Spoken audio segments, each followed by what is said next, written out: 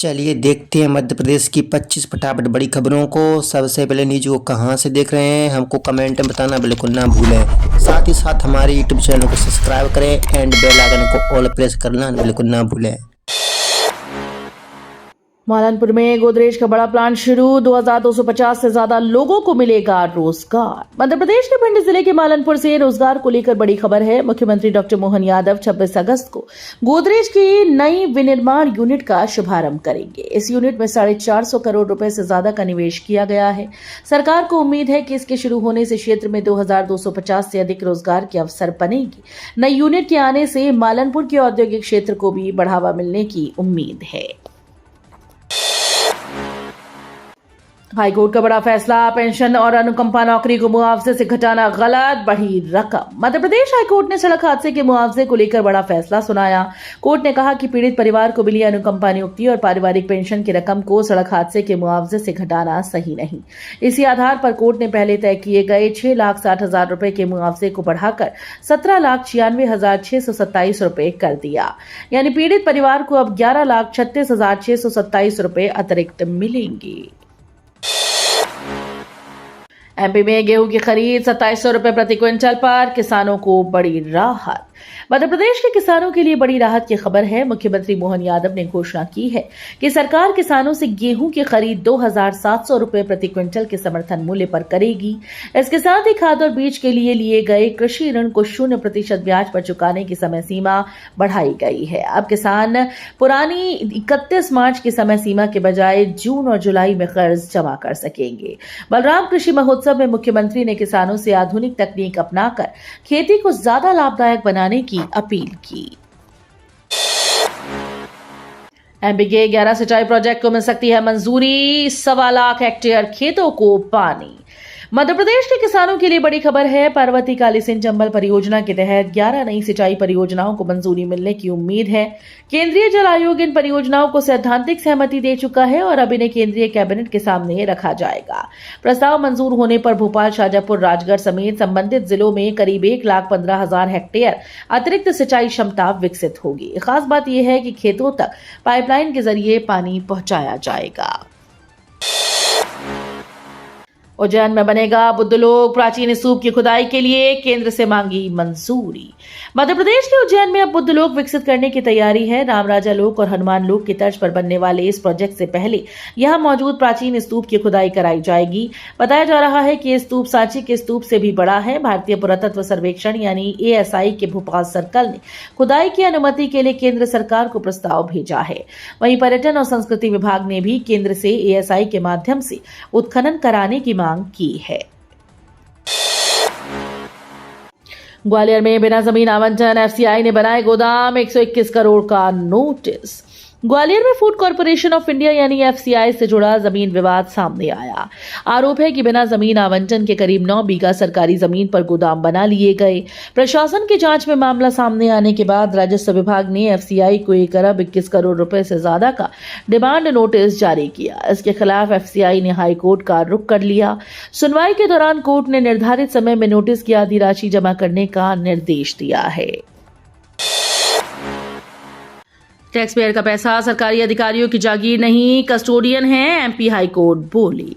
Madhya Pradesh high court ने tax payer के पैसे के इस्तेमाल को लेकर सरकारी अधिकारियों को सख्त संदेश दिया। जस्टिस विवेक अग्रवाल ने कहा कि सरकारी अधिकारी जनता के पैसे के मालिक नहीं बल्कि उसके कस्टोडियन हैं। किसी को भी टैक्स पेयर के पैसे की बर्बादी की अनुमति नहीं दी जा सकती। सुनवाई के दौरान कोर्ट ने सवाल उठाया कि जब सरकारी अधिवक्ता मौजूद थे तो निजी वकील क्यों रखा गया। साथ ही कोर्ट के आदेश के बावजूद मजदूर की मजदूरी का भुगतान न होने पर भी नाराजगी जताई गई। शक्कर ने बिगाड़ा बजट, इंदौर में 65 रुपए किलो पहुंची चीनी, मिठाइयां भी हुई महंगी। त्योहारी सीजन शुरू होने से पहले इंदौर में शक्कर की बढ़ती कीमतों ने लोगों का बजट बिगाड़ दिया है। महज 1 महीने में शक्कर के दाम 45 रुपए से बढ़कर करीब 65 रुपए प्रति किलो पहुंच गए। कई जगह ये शक्कर 70 से 72 रुपए किलो तक बिक रही है। कीमतों में अचानक तेजी से खुदरा बाजार में भी असर देखने को मिल रहा है। मिठाइयों के दाम करीब 15% तक बढ़ गए। सीहोर कांवड़ यात्रा के लिए 2 स्पेशल ट्रेन, आज 26 अगस्त तक यात्रियों को राहत। सीहोर कांवड़ यात्रा में बढ़ती भीड़ को देखते हुए रेलवे ने यात्रियों को बड़ी राहत दी है। सीहोर से संत हिरदाराम नगर के बीच 26 अगस्त तक 2 अनारक्षित स्पेशल ट्रेन चलाई जाएंगी। इससे कांवड़ यात्रा में शामिल होने वाले श्रद्धालुओं को आने जाने में सुविधा मिलेगी और भीड़ को नियंत्रित करने में मदद मिलेगी। ऐशबाग के 90 डिग्री ओवरब्रिज पर सुधार की तैयारी, बैरिकेड्स और बुलडोजर तैनात। देश भर में चर्चा में आए ऐशबाग के 90 डिग्री आरओबी के खतरनाक मोड़ को अब सुधारने की तैयारी शुरू हो गई है। मौके पर पीडब्ल्यूडी ने बैरिकेड्स लगा दिए हैं और बुलडोजर भी तैनात कर दिए गए और बुलडोजर भी, हालांकि वास्तविक निर्माण कार्य शुरू नहीं हुआ। कर्मचारियों के मुताबिक उन्हें फिलहाल सिर्फ जमीन समतल करने के निर्देश मिले हैं। इसके बाद लेआउट डाला जाएगा, फिर पीडब्ल्यूडी और रेलवे के इंजीनियर संयुक्त मुआयना करेंगे। 2110 का रिफंड रोका, रेलवे आईआरसीटीसी को देना होगा 20,000 का हर्जाना। ट्रेन कैंसिल होने के बाद टिकट का पूरा रिफंड न देना रेलवे और आईआरसीटीसी को भारी पड़ गया। भोपाल जिला उपभोक्ता आयोग ने 2110 रुपए का रिफंड रोकने को सेवा में कमी माना। मामले की सुनवाई के बाद आयोग ने रेलवे और आईआरसीटीसी पर कुल 20,000 रुपए का हर्जाना लगाया। इसके साथ ही बकाया 2110 रुपए की रकम 7% सालाना ब्याज के साथ लौटाने का आदेश दिया गया। यानी यात्री को रिफंड के साथ अतिरिक्त मुआवजा भी मिलेगा। फैसले को यात्रियों के अधिकारों के लिहाज से अहम माना जा रहा है। कूनो में फिर गायब हुई मादा चीता निर्वा, 100 वनकर्मी और ड्रोन से तलाश। श्योपुर के कूनो नेशनल पार्क से मादा चीता निर्वा को लेकर बड़ी खबर है। पिछले 4 से 5 दिनों से उसकी सैटेलाइट कॉलर आईडी से लोकेशन नहीं मिल रही। इसके बाद वन विभाग ने उसकी तलाश के लिए 5 टीम्स मैदान में उतारी हैं। 100 से ज्यादा वनकर्मी जंगल में सर्च ऑपरेशन चला रहे हैं। संभावित इलाकों में ड्रोन और सीसीटीवी कैमरों की मदद भी ली जा रही है। अधिकारियों के मुताबिक निर्वा के BHF सिग्नल मिल रहे हैं, लेकिन इसकी रेंज करीब 500 मीटर है। ग्वालियर से अवैध बांग्लादेशियों का होगा डिपोर्टेशन, क्राइम ब्रांच बॉर्डर रवाना। ग्वालियर में अवैध बांग्लादेशियों के खिलाफ पुलिस की कार्रवाई अब डिपोर्टेशन तक पहुंच गई है। बीते 5 अगस्त को पुलिस ने शहर के 2 अलग अलग इलाकों से 13 संदिग्ध बांग्लादेशियों को हिरासत में लिया था। ऑपरेशन सिंदूर के बाद अवैध घुसपैठ रोकने और संदिग्ध विदेशी नागरिकों की पहचान के लिए देश भर में अभियान चलाया जा रहा है। इसी कार्रवाई के तहत ग्वालियर क्राइम ब्रांच की टीम संदिग्ध बांग्लादेशी परिवार और एक अन्य महिला को लेकर पश्चिम बंगाल स्थित भारत बांग्लादेश सीमा की ओर रवाना हो गई है। एमपी के 11 सिंचाई प्रोजेक्ट को मिल सकती है मंजूरी, 1.15 लाख हेक्टेयर खेतों को पानी। मध्य प्रदेश कैबिनेट ने मंत्री विजय शाह से जुड़े कर्नल सूफिया कुरैशी मामले में बड़ा फैसला लिया। मुख्यमंत्री मोहन यादव की अध्यक्षता में हुई बैठक में सरकार ने अभियोजन की स्वीकृति न होने का निर्णय लिया। अब अंतिम फैसला राज्यपाल मंगूभाई पटेल करेंगे। मामले की सुनवाई सुप्रीम कोर्ट में 31 अगस्त को होनी है। वहीं किसानों के लिए भी बड़ी खबर है, मध्य प्रदेश की 11 सिंचाई प्रोजेक्ट को मंजूरी मिलने की उम्मीद है। 2028 की तैयारी में जुटी बीजेपी, ओरछा में 30 अगस्त से बड़ी कार्य समिति बैठक। मध्य प्रदेश बीजेपी अब 2028 विधानसभा चुनाव की तैयारियों में जुटी नजर आ रही है। प्रदेश अध्यक्ष हेमंत खंडेलवाल के नेतृत्व में करीब 14 महीने बाद प्रदेश कार्य समिति की बैठक होने जा रही है। ओरछा में 30 और 31 अगस्त को होने वाली इस बैठक में संगठन से जुड़े कई अहम मुद्दों पर चर्चा होगी। दतिया विधानसभा उपचुनाव में मिली हार की समीक्षा के साथ निगम मंडलों में लंबे नियुक्तियों पर भी मंथन हो सकता है। वहीं राष्ट्रीय कार्य समिति में मध्य प्रदेश को मिले प्रतिनिधित्व को लेकर नेताओं का सम्मान समारोह भी आयोजित किया जाएगा। हादसे के बाद भी नहीं सुधरी व्यवस्था, एक वार्मर में 3 नवजात। छिंदवाड़ा जिला अस्पताल के SNCU में हादसे के बाद भी व्यवस्था नहीं सुधरी। कुछ समय पहले वार्मर मशीन में आग लगने से 3 नवजात झुलस गए थे, जबकि एक बच्चे की मौत हो गई थी। इसके बावजूद एक वार्मर मशीन में 3 बच्चों को रखा जा रहा है। अस्पताल में कुल 20 वार्मर मशीन हैं, जबकि फिलहाल 63 नवजात भर्ती हैं। SNCU प्रभारी डॉक्टर अंशुल लामा के मुताबिक वार्मर की कमी के कारण क्षमता से ज्यादा बच्चों को रखना मजबूरी है। एमपी के 352 निकायों में सीवेज सिस्टम नहीं, एनजीटी ने जताई नाराजगी। मध्य प्रदेश में सीवेज प्रबंधन की बदहाल स्थिति पर नेशनल ग्रीन ट्रिब्यूनल ने कड़ी नाराजगी जताई। प्रदेश के 413 नगरीय निकायों में से 352 में अब तक सीवेज ट्रीटमेंट की सुविधा विकसित नहीं हो सकी। इन निकायों के 1315 नालों से रोजाना 637 MLD सीवेज और सीलेज जल स्रोतों में पहुंच रहा है। नर्मदा, शिप्रा, चंबल जैसी प्रमुख नदियां भी इससे प्रभावित हैं। वहीं 61 निकायों में 12,67,626 घर अब भी सीवर लाइन से नहीं जुड़े। एनजीटी ने राज्य सरकार को समयबद्ध सुधार के निर्देश दिए हैं। एमपी के 30,000 आउटसोर्स स्वास्थ्य कर्मचारी पीएम मोदी को लिखेंगे खून से पत्र, 5 महीने से अटका है वेतन। 3 से 4 माह से वेतन न मिलने से नाराज प्रदेश के 30,000 आउटसोर्स स्वास्थ्य कर्मचारी प्रधानमंत्री मोदी को खून से पत्र लिखेंगे। संघ के प्रदेश अध्यक्ष कोमल सिंह ने बताया कि शासकीय अस्पतालों में काम कर रहे कर्मचारियों को एजेंसीज ने वेतन नहीं दिया। शहडोल में 5 माह, सीधी बुरहानपुर में 4 माह और बैतूल, सागर, ग्वालियर में 3 माह से वेतन लंबित है। कर्मचारियों का आरोप है कि एजेंसीज करोड़ों का घोटाला कर रही हैं और श्रम विभाग का तय वेतन 8 साल से नहीं दे रही। कश्मीरी छात्रों को मिली सुरक्षा, उत्पीड़न करने वालों पर पुलिस की कार्रवाई। भोपाल में कश्मीरी छात्रों के उत्पीड़न और मकान खाली कराने के दबाव का मामला अब सुलझ गया है। प्रधानमंत्री विशेष स्कॉलरशिप स्कीम के तहत ट्रूबा इंस्टीट्यूट ऑफ फार्मेसी में पढ़ रहे छात्रों को पुलिस ने सुरक्षा का भरोसा दिया। जम्मू कश्मीर स्टूडेंट एसोसिएशन के हस्तक्षेप और मध्य प्रदेश के डीजीपी कैलाश मकवाना के सख्त रुख के बाद पुलिस ने असामाजिक तत्वों के खिलाफ कार्रवाई शुरू कर दी। पुलिस के एक्शन से छात्रों और उनके परिवारों ने राहत की सांस ली।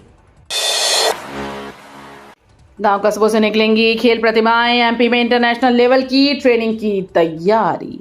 मध्य प्रदेश में अब खिलाड़ियों को अंतर्राष्ट्रीय स्तर पर पदक जीतने के लिए तैयार किया जाएगा। प्रदेश को हाई परफॉर्मेंस स्पोर्ट्स हब बनाने की बड़ी योजना तैयार की गई। इसके तहत केंद्र और राज्य सरकार मिलकर खेल सुविधाओं और इंफ्रास्ट्रक्चर को मजबूत करेंगी। जिला और ग्रामीण स्तर से सामने आने वाली प्रतिभाओं को हाई परफॉर्मेंस ट्रेनिंग से जोड़ा जाएगा। योजना के तहत 3 स्तरों पर काम होगा: बेहतर प्लानिंग, आधुनिक खेल संसाधन और अंतर्राष्ट्रीय टूर्नामेंट की तैयारी। 5,500 करोड़ के विदिशा कोटा एक्सप्रेसवे को मिली मंजूरी, 3 घंटे कम होगा सफर। मध्य प्रदेश और राजस्थान के बीच कनेक्टिविटी को मजबूत करने के लिए विदिशा कोटा एक्सप्रेसवे को हरी झंडी मिल गई। करीब 275 किलोमीटर लंबे इस एक्सप्रेसवे के निर्माण पर लगभग 5500 करोड़ रुपए खर्च होने का अनुमान है। एनएचएआई की ओर से इसका डीपीआर तैयार कराया जा रहा है। प्रस्तावित मार्ग कोटा से शुरू होकर झालावाड़, अकलेरा, मकसूदनगढ़ और बैरसिया होते हुए विदिशा पहुंचेगा। फिलहाल दोनों शहरों के बीच सड़क दूरी करीब 349 किलोमीटर है और सफर में 7 घंटे 40 मिनट लगते हैं। नेटवर्क ने बिगाड़ा शिक्षकों का अटेंडेंस सिस्टम, सैकड़ों टीचर हुए परेशान।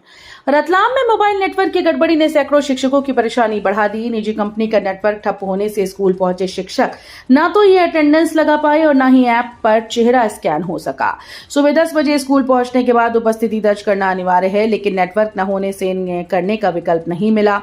हालत ये रही कि शिक्षक वरिष्ठ अधिकारियों को फोन तक नहीं कर पाए। करीब 11 बजे नेटवर्क बहाल हुआ, लेकिन तब तक काफी देर हो चुकी थी। हाईकोर्ट का बड़ा फैसला, अनुकंपा नियुक्ति और पारिवारिक पेंशन से नहीं घटेगा मुआवजा। मध्य प्रदेश हाईकोर्ट ने मोटर दुर्घटना दावा मामले में पीड़ित परिवार के पक्ष में अहम फैसला सुनाया। जस्टिस अमित सेठ की सिंगल बेंच ने स्पष्ट किया कि मृतक के परिवार को मिलने वाली अनुकंपा नियुक्ति और पत्नी की पारिवारिक पेंशन को सड़क हादसे के मुआवजे से कम नहीं किया जा सकता।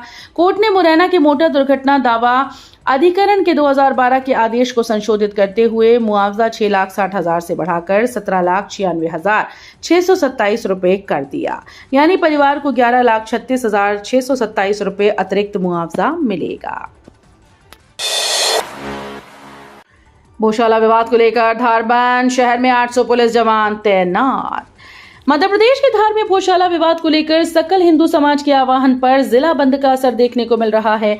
शहर के मुख्य बाजार में सुबह से ही कई दुकानें बंद नजर आईं। बंद को दोपहर तक जारी रखने की बात सामने आई। वहीं प्रशासन ने सुरक्षा व्यवस्था कड़ी कर दी। भोशाला परिसर के आसपास और शहर के प्रमुख चौराहों पर पुलिस बल तैनात किया गया। करीब 800 पुलिस जवान सुरक्षा व्यवस्था संभाल रहे हैं। इंदौर से दूसरे शहरों की कनेक्टिविटी होगी ग्रीन, 150 इलेक्ट्रिक बसेस चलाने की तैयारी। इंदौर से भोपाल और उज्जैन जाने वाले यात्रियों के लिए बड़ी राहत की खबर है। AICTSL इंदौर से भोपाल के बीच 8 और उज्जैन के बीच 6 इलेक्ट्रिक बसेस चलाने की तैयारी है। प्रधानमंत्री ई बस सेवा के तहत कंपनी को मिलने वाली 150 इलेक्ट्रिक बसेस में से 40 बसेस मिल चुकी हैं। इनमें से कई बसेस का संचालन शहर के लंबे रूट पर किया जा रहा है। अब सभी 150 बसेस चलाने की तैयारी है। वीडियो अच्छी लगी तो वीडियो करिए लाइक एंड चैनल को सब्सक्राइब कर बेल आइकन को और प्रेस कर लीजिएगा।